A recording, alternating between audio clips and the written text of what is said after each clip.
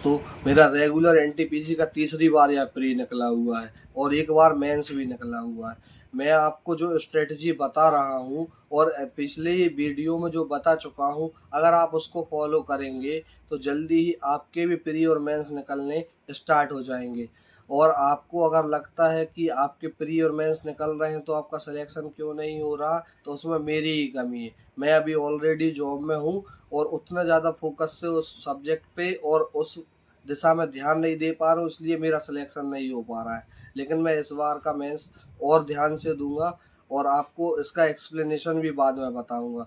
मैं आपको बता दूं, पिछले मैं 3 प्री क्वालिफाइड कर चुका हूँ और एक मेंस क्वालिफाई कर चुका हूँ। और जो स्ट्रेटजी मैं फॉलो कर रहा हूँ वह अगर आप भी करते हैं तो निश्चित ही आपके भी प्री और मेंस निकलने स्टार्ट हो जाएंगे। आप गधों जैसे मेहनत मत कीजिए, जो स्ट्रेटजी मैं फॉलो कर रहा हूँ उसको ही फॉलो कीजिए, क्योंकि आजकल एग्ज़ाम में जो कट ऑफ है वो बहुत हाई जा रहा है और आपकी जो मेहनत है वह काम नहीं आ रही, क्योंकि गधों जैसे मेहनत करने से एग्ज़ाम नहीं निकल रहे हैं। जो स्ट्रेटजी से काम कर रहा है और जिसको हर सब्जेक्ट की ट्रिक पता है वही कट ऑफ क्रॉस कर पा रहा है, क्योंकि कहीं ना कहीं मिस्टेक हो ही जाती है माइनस मार्किंग वाले पेपर में और हमारा 1 या 2 नंबर से एग्ज़ाम रुक जाता है। मैंने पिछली वीडियो में बताया था और मैं दोबारा उस बात को एक्सप्लेन कर रहा हूँ।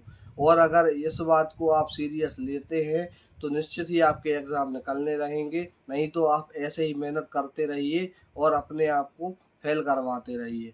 जैसे कि आपने देखा है कि उसमें सिर्फ 3 सब्जेक्ट आ रहे हैं, एक जीके, एक मैथ्स और एक रीजनिंग।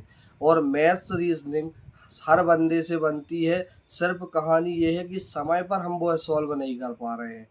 क्योंकि रीजनिंग तो बहुत इजी आती है, सिर्फ आपको प्रैक्टिस करने की ज़रूरत है।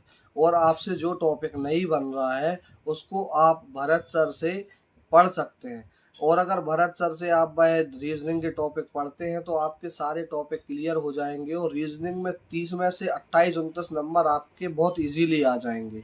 रही बात मैथ्स की, मैथ्स में ट्रिक पढ़ाने के लिए शॉर्ट ट्रिक बाय साहिल सर और कैरियर विल के राकेश यादव सर अपनी पूरी मेहनत कर रहे हैं और वह ट्रिक सिखाने में कहीं पीछे नहीं है। सिर्फ कहानी ये है कि जो आपसे बनता है उसको छोड़ के जो आपसे नहीं बनता है और कम समय में आंसर लाने की कोशिश कीजिए, क्योंकि एनटीपीसी एग्ज़ाम सिर्फ समय का खेल है। बनता हर एग्ज़ामनर से सब कुछ है, एग्ज़ाम देने वाले से सब कुछ है, लेकिन कहानी ये है कि हम समय पर नहीं कर पाते और सारे क्वेश्चन अटेम्प्ट नहीं हो पाते। और अभी जो कट ऑफ आ रहा है उसमें आपको सारे 100 क्वेश्चन आ रहे हैं तो सारे 100 क्वेश्चन, और 120 क्वेश्चन आ रहे हैं तो सारे भी 120 क्वेश्चन एक नज़र में दिख जाने चाहिए और ज़्यादा से ज़्यादा सॉल्व हो जाने चाहिए। पेपर को कम से कम 3 पैटर्न में मतलब सॉल्व करें। पहले जो सबसे ईजी लग रहे हैं उनको सॉल्व करें, उसके बाद सेकंड अटेम्प्ट में जो हम सॉल्व कर सकते हैं उनको करें, और आखिरी में जो हमें सबसे टफ लग रहे हैं उन पर ध्यान दें। और बार बार अपना पेपर कम से कम 120 क्वेश्चन तक अपन पहुँचे तो कम से कम 2 बार पहुँचे। अगर आप 2 बार पहुँच जाएंगे तो आपके 80 से 90 क्वेश्चन सॉल्व हो जाएंगे। लेकिन कहानी ये होती है कि हम एक ही क्वेश्चन पे अटक जाते हैं। वह ऐसे क्वेश्चन बीच में ज़रूर डालते हैं कि जो आपसे बनेंगे, बस टाइम लेंगे, और टाइम लेने के बाद आंसर आ भी गया तो बाद के जो इजी क्वेश्चन जो सेकंडों में सॉल्व होने वाले हैं वहां तक आप पहुंच ही नहीं पाएंगे और बाद में वह अटेम्प्ट नहीं हो पाते, जिस कारण से हमारा पेपर रुक जाता है। मैं आपको बता दूं, आपके 3 सब्जेक्ट हैं, 3 सब्जेक्ट में रीजनिंग आपसे पूरी बनती है। सिर्फ जो टॉपिक नहीं बनते हैं वह आप भरत सर से पढ़ लीजिए। दूसरा सब्जेक्ट आया मैथ्स। मैथ्स आप शॉर्ट ट्रिक बाय साहिल सर या राकेश यादव सर से उसके शॉर्ट ट्रिक सीख सकते हैं। और मैं आपसे बता दूं, आपको मैथ्स के लिए खुद ही प्रैक्टिस करने की ज़रूरत है। आप जितना ज़्यादा सॉल्व करेंगे आपको क्वेश्चन उतने जल्दी आंसर आने लगेंगे। और तीसरा टॉपिक है जीके, जो इसमें सबसे ज़्यादा अहम रोल अदा कर रहा है, क्योंकि जो करंट अफेयर आ रहा है वह कहाँ से आ रहा है कोई उसको पकड़ ही नहीं पा रहा है। करंट अफेयर बहुत डीप पूछा जा रहा है, 2 से 3 क्वेश्चन बस इजी आ जाते हैं, वह हम अटेम्प्ट कर पाते हैं, 7 क्वेश्चन में हवाइयाँ उड़ जाती हैं। तो वह जो है वो आईएएस लेवल का समझ लीजिए आप, उनको जो करंट अफेयर निकाल के लेके आ रहे हैं।